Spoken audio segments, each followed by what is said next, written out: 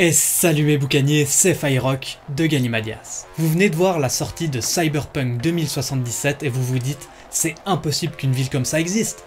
Laissez-moi vous donner plus ou moins tort. Et pour ceux qui n'ont jamais entendu parler de Cyberpunk, ce style de science-fiction un peu crado mais tellement intéressant, laissez-moi vous faire un bref résumé. Le cyberpunk est une forme de science-fiction.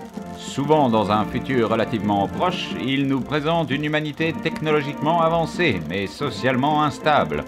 En effet, ce style est régulièrement mélangé à de la dystopie, ce qui en fait une satire ou une critique de notre société actuelle, et de ce qu'elle pourrait devenir.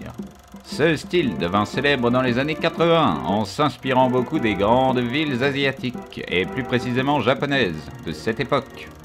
Visuellement, on reconnaît facilement du cyberpunk de par ses environnements sales et éclairés de tubes néons. Donc concrètement, c'est du punk technologique. Comme œuvre influente, nous pouvons citer Blade Runner de Ridley Scott, Ghost in the Shell ou Coruscant dans Star Wars, Akira ou encore le tant attendu jeu vidéo Cyberpunk 2077 qui sort aujourd'hui. Parfait, maintenant que j'ai posé le cadre, imaginez que ce n'est déjà plus de l'ordre de la fiction et que de telles conditions de vie ont déjà existé. Aujourd'hui, je vais vous parler de la citadelle de Kowloon, un quartier dystopique au look cyberpunk qui resta longtemps l'endroit au monde avec la plus grande densité d'habitants. Comme vous le savez sûrement, l'architecture est une de mes passions et même mon métier. J'avais donc très envie d'aborder ce sujet un jour, surtout que l'architecture est un très bon miroir de la période historique de laquelle elle est tirée. Cela permet de se rendre compte des préférences et des besoins de chaque période, de chaque culture. Du coup, avant de parler architecture et cyberpunk dystopique, un peu d'histoire s'impose. Ne vous inquiétez pas, ça ne va pas être long. Enfin si, mais ça va être intéressant, alors restez jusqu'au bout. La citadelle de Kowloon était un quartier de la ville de Hong Kong construit sur les restes d'un ancien poste d'observation contre les pirates de la dynastie Song, donc de l'an 1000 à 1300 à peu près. En 1842, à la suite de la cession de l'île de Hong Kong à la Grande-Bretagne lors du traité de Nanking, les autorités chinoises se disent qu'elles aimeraient bien garder une influence sur la région et sur la colonie, alors elles construisent une citadelle militaire de l'autre côté de la baie. Le traité de Nanking est la résultante de la première guerre de l'opium opposant le Royaume-Uni à l'Empire chinois de la dynastie Qing. Après une nette victoire britannique en 1842, le traité fut signé à bord d'un des vaisseaux de guerre des gagnants. Dans ce dernier, l'une des clauses auxquelles les Chinois devaient se plier était la cession de Hong Kong à l'Empire britannique. En 1889, le Royaume-Uni signe avec la Chine la Convention pour l'extension du territoire de Hong Kong, en réaction à la France et la Russie qui commencent toutes les deux à acquérir des droits sur des territoires chinois. Cette convention attribua au Royaume-Uni des droits sur les îles entourant Hong Kong et une petite partie des terres, dont Kowloon. La citadelle comptait alors à peu près 700 habitants, majoritairement des soldats, et il fut convenu officieusement qu'ils pouvaient rester là tant qu'ils n'interféraient pas dans l'administration britannique. Mais en 1899, les Britanniques changent d'avis et décident d'attaquer cette potentielle menace. Et là, ils firent face à une énorme résistance composée de... rien. Personne ne défendit la citadelle. Ils laissèrent donc les habitants y vivre et ils repartirent comme ils étaient venus. À cette époque, la citadelle ressemblait à un petit village avec des bâtiments de faible hauteur entourés par un gros mur de pierre. Elle resta une enclave chinoise malgré la chute de la dynastie Qing et la création de la République de Chine en 1911. L'endroit devint alors la référence touristique pour les colons pour admirer des vestiges de l'ancienne Chine, et ce jusqu'en 1940. Durant la Seconde Guerre mondiale, les Japonais qui occupaient actuellement la région expulsèrent les habitants de la citadelle pour la démolir et utiliser les matériaux pour la construction de leur aéroport de Taikat. C'est à partir de la capitulation du Japon en 1945 que notre histoire commence réellement. En effet, l'ancienne citadelle désormais déserte attira un grand nombre de squatteurs. Et là, vous le sentez venir le cyberpunk? Parce que le truc c'est que cette ville est sur territoire britannique, donc le gouvernement chinois n'y a pas directement accès, mais en même temps, elle appartient aux Chinois, donc les Britanniques n'ont pas le droit d'y exercer leur autorité. Donc très vite, ça a créé une zone de non-droit où personne n'exerçait la loi. En 1948, plusieurs assauts organisés par le Royaume-Uni tentent de déloger les squatteurs, en vain. La citadelle devient très vite alors un repère d'escrocs, de fugitifs et de toxicomanes, car même la Hong Kong Police Force n'osait y pénétrer. Étant donné qu'aucune autorité chinoise ni seigneur de guerre ne voulait prendre la responsabilité de ce quartier, la citadelle commença à s'autogérer à son échelle comme le ferait une grande ville. Lors de l'établissement de la République populaire de Chine en 1949, des milliers de réfugiés vinrent s'ajouter à la communauté de la citadelle de Kowloon. Beaucoup d'entre eux n'ont pas pu obtenir de permis d'habitation à Hong Kong et sont donc clandestins. L'administration coloniale britannique décida de fermer les yeux et de laisser ce quartier s'autogérer. 10 ans plus tard, en 1959, une légère crise diplomatique éclata entre la Chine et le Royaume-Uni à la suite d'un meurtre dans la citadelle. Les deux États tentèrent de convaincre l'autre de prendre la responsabilité de ce quartier, en vain. Peu à peu, la cité tomba sous la domination des triades chinoises, des mafias, syndicats du crime organisé. Dans les années 1973 et 1974, grâce à la création de l'ICAC, la Commission indépendante contre la corruption, plus de 3000 descentes de police furent organisées pour affaiblir les triades. Cependant, bien que peuplée de nombreuses mafias, la vie dans la citadelle était déjà auparavant plus organisée par les habitants que par les criminels et ça s'est encore amélioré grâce aux descentes de police. Voilà à peu près à quoi ressemblait la citadelle en 1973. C'est vraiment impressionnant. Déjà à cette époque, la vie dans ces oppressants immeubles était bien organisée. En effet, le gouvernement de Hong Kong avait accepté de fournir l'eau courante et l'électricité, et de nombreuses associations ou organisations religieuses avaient commencé à mettre en place des écoles ou d'autres services sociaux. À cette époque, la citadelle abritait près de 30 000 habitants. Bien, maintenant que vous avez compris un petit peu le contexte de cette ville, nous allons pouvoir rentrer à l'intérieur et découvrir tous ses secrets architecturaux. En effet, l'architecture a toujours été une grande passion pour moi et c'est également mon métier, donc je me voyais mal ne pas en parler sur cette chaîne. On pourrait penser que la citadelle de Kowloon des années 70 n'a aucune valeur architecturale, vu qu'elle a été construite sans plan et surtout sans architecte. Mais je vous propose de changer votre regard là-dessus. Et si on était revenu aux véritables bases de l'architecture? Des bâtiments construits par le besoin exact par la même population que celle qui y habitera. Pas de promoteurs visant le profit? Pas d'architectes faisant passer l'artistique avant la praticité? L'un des plus grands architectes de l'histoire, Louis Sullivan, a écrit ceci en 1896. La forme suit la fonction. On pourrait ériger cette maxime en véritable règle de l'architecture, et si on est un peu taquin, on pourrait même trier les architectes en deux catégories. Ceux qui ne pensent qu'à la beauté finale, et les autres. Les autres, ceux qui saisissent le besoin derrière le bâtiment. La vie qui s'en saisira, l'utilisation qu'en fera le monde au cours des années. Et c'est en suivant ce courant, en étudiant le besoin, que l'on fait un véritablement beau bâtiment. Marquant tant visuellement que par sa praticité, dont la beauté vient autant de sa forme que du fait qu'elle est tout simplement parfaite. Pour remettre la citation dans son contexte, elle dit exactement ceci. Qu'il s'agisse de l'aigle rampant dans son vol, ou de la fleur du pommier ouverte, du cheval de trait, du cygne blithe, du chêne ramifié, du ruisseau sinueux à sa base, des nuages flottants, de tout le soleil qui coule. La fonction ne change pas, la forme ne change pas. Les rochers de granit, les collines toujours couvantes, restent pendant des siècles. La foudre vit, se forme et meurt en un clin d'œil.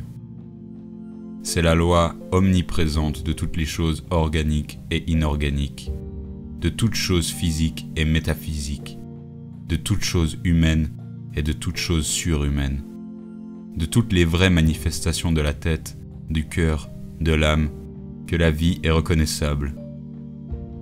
Son expression, cette forme suit toujours la fonction, c'est la loi.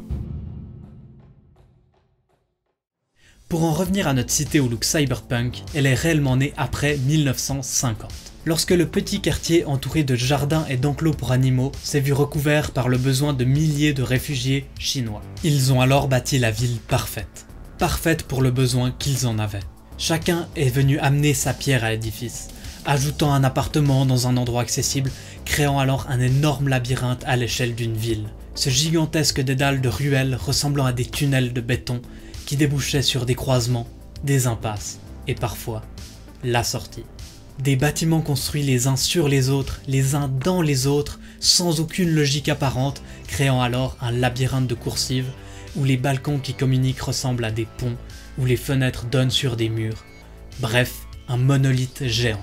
Mais il serait stupide de décrire cette cité comme une ville construite sans logique où on pourrait naître et mourir sans jamais voir le jour. Mention spéciale à tous ceux qui essayent de faire du sensationnalisme à outrance. Mais elle est là la logique.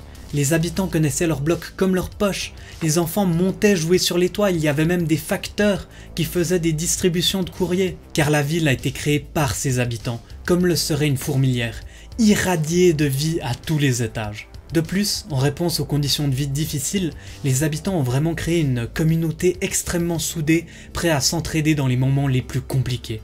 Il y avait des écoles et même des endroits pour se retrouver, se relaxer, comme par exemple les toits, ou le Yamen, sorte d'hôtel de ville si je puis dire. Mais je reparle de ce bâtiment un peu plus tard. Mais c'est sûr que vu comme ça, on sort très vite de l'aspect dystopique cyberpunk. Donc, ça génère moins de clics, évidemment.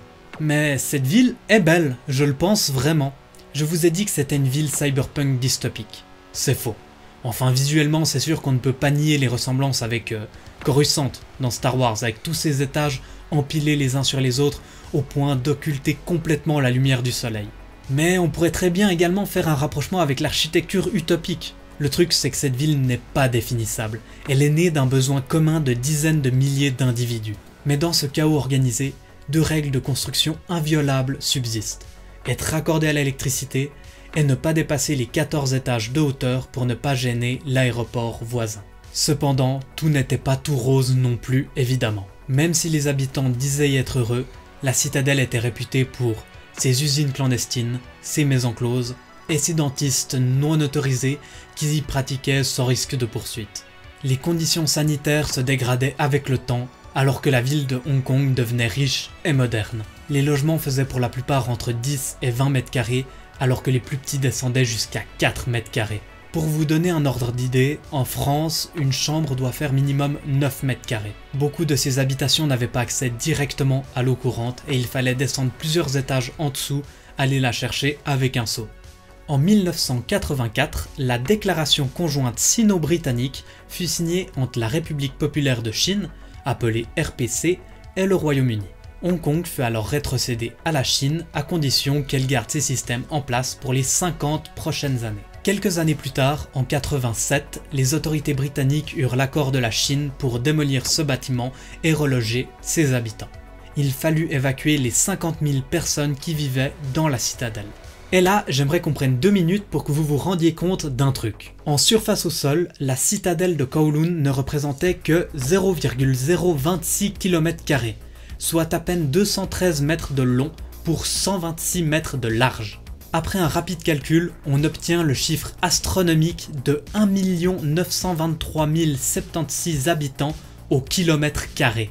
C'est énorme, et la citadelle fut longtemps considérée comme le quartier avec la plus grande densité d'habitants au monde. Après avoir relogé tout ce petit monde, en 1991, la cité resta vide quelque temps en attendant sa démolition. Durant ce laps de temps, un groupe d'explorateurs urbains japonais visitèrent la ville désormais fantôme. Ils dessinèrent des plans et des coupes toujours utilisés comme référence aujourd'hui. Une coupe, pour ceux qui ne savent pas, c'est tout simplement un plan d'un bâtiment mais à la verticale, comme si on avait coupé une tranche du bâtiment. Voilà, c'est ça. Un film fut également tourné dans la cité laissée pour morte, Crime Story ou Crime Story, avec Jackie Chan et également réalisé par Jackie Chan. Noté 6,6 sur Sens Critique, j'ai pu en lire que... Ah oui, flemme de le regarder. J'ai pu en lire qu'il était plutôt bluffant visuellement, mais qu'il amenait pas mal d'idées reçues sur la vie dans la citadelle. Et qu'il soit assez bluffant visuellement, ça je veux bien y croire, parce que, étant donné que la citadelle était déjà vide et vouée à la démolition, ils ont réalisé des véritables scènes d'explosion, pas de VFX. Mais je ne peux pas m'empêcher d'avoir une pensée amère pour les habitants qui y ont vraiment vécu. Déjà parce que le film dénigre un petit peu la vie dans la citadelle, de ce que j'ai pu en lire, mais surtout que, imaginez, vous voyez l'appartement dans lequel vous avez passé le plus gros de votre vie se faire exploser dans un film avec Jackie Chan. Il y a mieux, on est d'accord. C'est en 93 que la démolition définitive eut lieu, suivie par la construction d'un parc. L'un des bâtiments iconiques de la citadelle, le Yamen, fut préservé et restauré. À l'origine, c'était le bureau et la résidence du magistrat adjoint de Kowloon. Mais après le départ des fonctionnaires de la dynastie Qing en 1899, ce bâtiment fut repris par divers organismes chrétiens qui y créèrent une école, un orphelinat et même une clinique. Un bâtiment qui a la particularité de ne pas avoir été enterré sous des dizaines d'étages d'immeubles. C'est d'ailleurs ce qui explique ce trou là. En vue du dessus, voilà ce que ça donne, un bâtiment tout simple composé de 3 halls. Eh bien il est toujours visitable dans le parc, tout comme plusieurs autres ruines de l'ancienne citadelle de Kowloon, comme par exemple la porte sud. Et voilà, je voulais vraiment vous parler de ce quartier car aujourd'hui sort Cyberpunk 2077. Et la citadelle de Kowloon est la source de bien des fictions cyberpunk. Des bas-fonds créés par la superposition d'immeubles allant même jusqu'à occulter le soleil. Mais j'espère que ma vidéo vous aura donné une autre vision de cette cité que sa réputation de bas quartier crasseux entièrement envahi par le crime et la corruption. Comme autre œuvre culturelle directement liée à la citadelle de Kowloon, nous pouvons citer Long Arm of the Law de 84 et Bloodsport de 88. Ils ont tous les deux été filmés directement dans la cité comme Crime Story de 93 dont je vous ai parlé un peu plus tôt. Plus récemment, on peut citer Chasing the Dragon de 2017.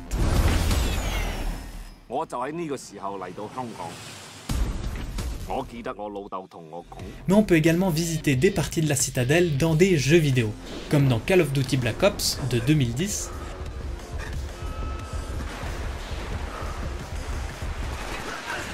ou encore dans Mr. Pumpkin 2, un puzzle game indépendant de 2019.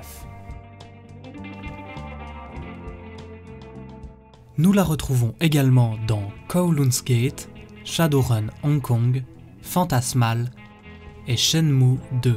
Pour rester dans le thème du jeu vidéo, une salle d'arcade japonaise a été construite sur le thème de la citadelle dans la ville de Kawasaki. Le propriétaire de l'établissement a choisi ce thème car il a lui-même habité dans la citadelle lors de ses études à Hong Kong.